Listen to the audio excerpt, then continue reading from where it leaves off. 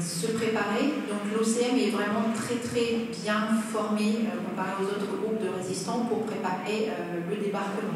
C'est-à-dire qu'ils voient une intensification des parachutages. Et ils se disent, les Anglais, les Américains intensifient les parachutages, le débarquement va arriver. Droma fait des sélections de formation toujours au maniement des armes, même en mai 1944. En mai 1944, on ne sait pas que le débarquement il arrive. En tout cas, des gens à un niveau local comme Droma, ils ne savent pas que ça arrive. Mais pourtant, ils se forment parce qu'on sent qu'il se passe quelque chose. On sent que le vent est en train de tourner. Donc, dans la nuit du 2 au 3 mars, la glacerie est bombardée car elle alimente en électricité la centrale du moteur.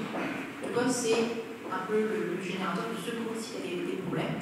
Donc les perquisitions commencent à la suite des nombreuses actions et Borin, comme d'autres, vont rentrer dans la clandestinité. À un moment, Borin est même arrêté, ce qui est assez rigolo, c'est qu'il va le cacher. Il est arrêté par la police de l'affaire et il rencontre le chef de la police et il lui dit écoutez, moi je suis résistant.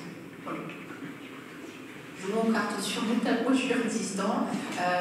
On en a contre les Allemands, on ne fait pas n'importe quoi, on est organisé. Notre but, c'est de se former, c'est de faire des sabotages sur les outils de production allemands, c'est de faire des sabotages sur les trains. Vous m'avez arrêté, qu'est-ce qu'on fait? La véridique, il va être relâché. Parce qu'au sein de la police, bien entendu, vous avez aussi des résistants. Ou tout simplement, vous avez des gens qui ne sont pas dans la résistance, mais qui, s'ils peuvent relâcher un résistant, vont le faire. Donc, au sein même, alors qu'il y a ce genre de les ordres sont d'arrêter les résistants, les ordres ne sont pas forcément toujours suivis par la gendarmerie ou par la police. Donc, M. Bourrin, qui rentre dans la clandestinité, va être hébergé à partir de mars chez Mme Rousseau de Bertaucourt, si quelqu'un la connaît, chez M. Cambrai de Pierremonde, dans le maquis de la forêt de Saint-Gobain, chez Mme l'oncle d'Amélie Louis, et c'est mieux que l'ER, chez M. Lepreux de Deuillet jusqu'en août 1944. Juin 1944, donc c'est une homologation du réseau créé par Droma, qui s'appelle le réseau Samson. Donc le poste radio du PC de Borin arrive à Saint-Gobain chez M. Lubineau, qui est le beau-père de M. Lojon, donc le fameux garage de Cheny, qui avait fait le lien entre Borin et les aviateurs de Comanchon en 1943. Donc M. Lubineau, avant d'arriver avec le poste radio, s'est donné une boîte morte, c'est là où on passe les messages pour la résistance. Ça peut paraître anecdotique d'avoir le poste radio sur Saint-Gobain, mais quand vous êtes le poste radio, ça veut dire que l'organisation arrive chez vous, ça veut dire que les chefs ils arrivent chez vous, ça veut dire qu'on voit beaucoup de gens qui débarquent chez vous, ça veut dire que vous êtes d'autant plus repérable. Ça veut dire aussi que les Allemands qui remontent l'information Smith avec la fameuse voiture gonométrique vont arriver chez vous. Durée de temps de vie d'un opérateur radio dans la résistance, c'est 3 mois. C'est l'un des postes les plus dangereux. Vous n'êtes pas combattant, mais vous pouvez très, très facilement vous faire arrêter, et surtout très rapidement, et en plus vous avez plein d'informations. Donc vous pouvez, quand l'opérateur radio se fait arrêter. Alors, les combats sur Saint-Gobain, on s'est battu sur Saint-Gobain. On a des monuments de mort, on a des choses qui le trouvent. Pourquoi vous écrivez un peu petit, c'est moins pratique. Le maquis des hautes-cornes. Alors, tout à l'heure, on parlait justement des hautes-cornes, là où il y a les fameux blocos, juste à la sortie de Saint-Gobain, en direction de la Mignonnerie et de Serlet et de Cheny. Donc, quand vous êtes sur la route, vous avez des champs, puis après, ça remonte bien. Et l'avantage que ça monte bien, c'est qu'on a une très bonne visibilité sur ce qui se fait sur cette route, qui est vraiment un axe important entre justement une grosse ville comme Cheny et Saint-Gobain. Donc, on va avoir un maquis qui s'installe là par un autre monsieur Lespine et par un monsieur Lampreux. Donc, c'est au début 13 membres. Ce maquis-là est créé assez tardivement, c'est pas comme les maquis FTP, par contre c'est un maquis qui va être beaucoup plus organisé et qui passe rapidement à une trentaine de personnes. En août, on est au maquis du Haute-Corne à 63 personnes. Il faut les loger, 63 personnes dans la forêt, et surtout il faut les nourrir. Donc les attaques sur les communes alentours sont multipliées par une technique comme les FTP, comme réattaquer des fermes, il faut bien réattaquer les mairies pour avoir les tickets de rationnement, etc. Ça, on ne peut pas trop y. Donc le maquis est armé justement grâce à ces parachutages qui vont arriver notamment sur Bertaucourt, sur Saint-Gobain. Donc pour le maquis des Hautes-Cornes, c'est le parachutage du 5 au 6 août 1944, donc dans le bois de la Bouille à Bertaucourt. Ça peut s'appeler le bois de la Bouille, je dois admettre que je n'ai pas regardé.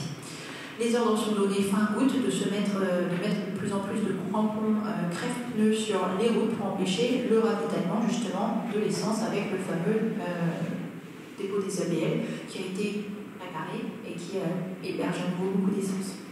Donc les maquis-là regardent au moment de la libération, c'est eux qui gardent les entrées de Saint-Gobain, que ce soit l'entrée qui va sur Deuillet ou que ce soit l'entrée qui va sur le Chenois. En fait, tout simplement parce que c'est les plus gros axes, le reste, si je veux dire, ça n'intéresse que moyennement les Allemands d'aller sur Parisis, Serré, Saint-Gobain, enfin Saint-Nicolas et compagnie.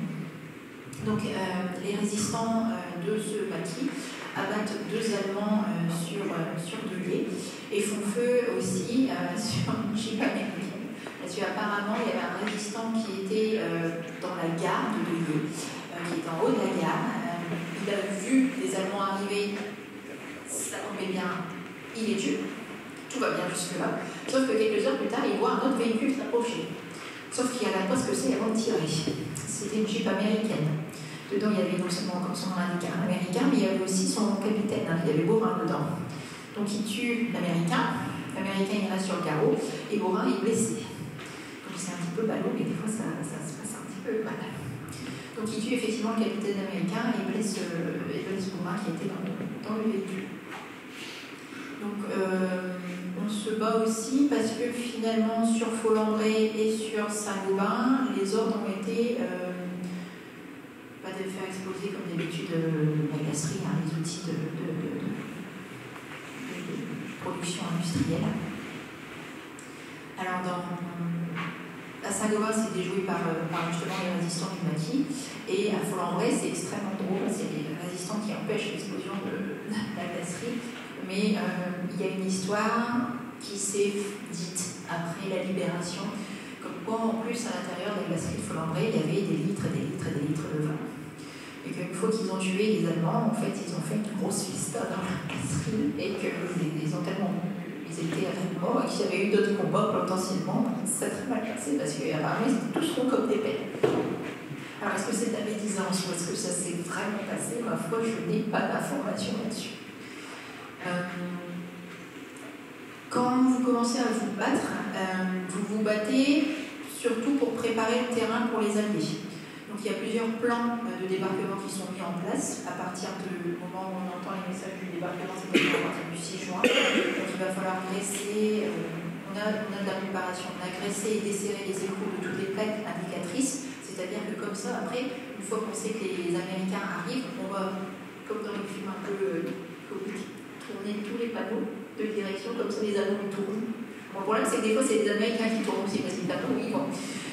On coupe les lignes téléphoniques à Brittany, à Ternier, à l'usine de Saint-Gobain. Donc il faut protéger les infrastructures des Allemands. Donc effectivement, la centrale électrique de Potor va être gardée par les résistants.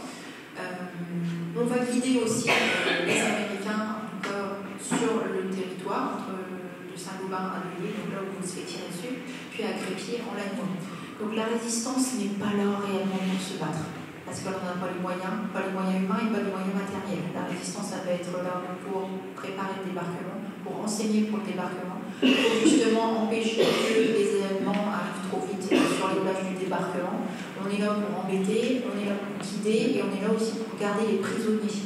Donc le groupe BRS4 fit 41 prisonniers, il y aura eu 16 tués, 9 blessés, et 3 agents du SD qui ont été capturés, donc un M. Lys, un M. Grégor et un M. Nock.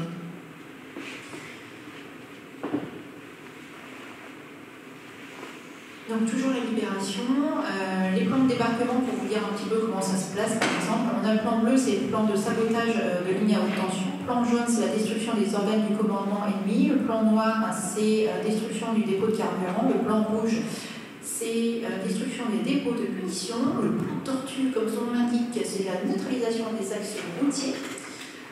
Plan violet, sabotage des lignes PTT. Le plan vert, c'est ligne de chemin de fer. Donc nous, surtout dans le coin, on est sur le plan vert donc pour les chemins de fer, le violet pour les lignes PTT, et on est surtout aussi pour le plan tortue, donc neutraliser l'avancée rapide des avions. Donc au moment où effectivement on annonce le débarquement, le PC change encore de destination et est transféré en lisière de la forêt de Saint-Gobain entre Avignon et Servais dans la forêt, proche du Maquis Haute-Corne. Donc soi-disant, c'est un trou d'obus de la Première Guerre mondiale. Si quelqu'un entre Servais et Saint-Gobain à Mignérou voit dans la forêt un arbre avec une croix de Lorraine dessus, vous avez trouvé le PC de Beaurain de la Libération. Voilà. Donc si quelqu'un a vu une croix de Lorraine sur un arbre gravé, sachez que vous avez trouvé des Beaurains. Donc ce PC va fonctionner 56 jours et a été par une croix de Lorraine gravée dans un arbre. 6 autres sous-chefs sont déclarés donc par Beaurain, qui nomme des sous-chefs déjà à lui qui est sous-chef. On a M. Clobé pour Saint-Gobain, M. Caramel, c'est vraiment son nom, pour Amignérouli, M. Neureux pour Autor, M.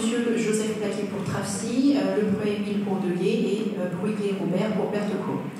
Le 15 juin, le groupe toujours en mouvement s'installe au rendez-vous de Chels près des Rencontres.